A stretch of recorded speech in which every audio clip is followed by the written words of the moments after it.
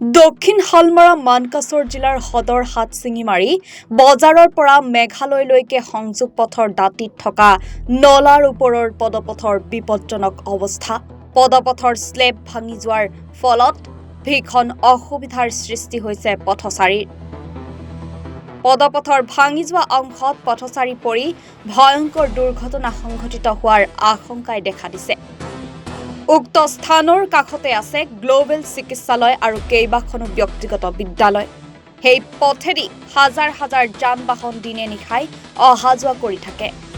শীঘ্ৰে নলাৰ ওপৰৰ ভাঙি যোৱা পদপথৰ মেৰামতি কৰাৰ বাবে জিলা প্ৰশাসনক অনুৰোধ জনাই সচেতন ৰাইজে।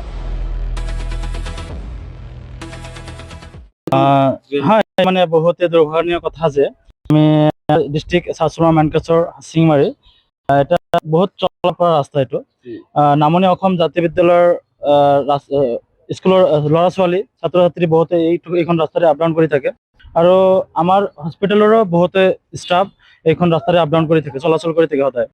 এইটো কোৱা নাযায় কেতিয়া কি দুৰ্ঘটনা ঘটে।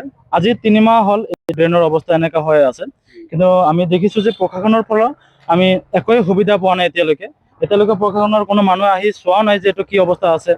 গতিকে মই অনুৰোধ কৰিম প্ৰশাসনৰ ফালৰ পৰা যে অতি সোনকালে এইখন ড্ৰেইনৰ বিবিধ এটা ব্যৱস্থা কৰে যেন। হাটশিঙিমাৰীৰ পৰা ৰিজাজুল হকৰ ৰিপৰ্ট, এনি ভাৰত 24।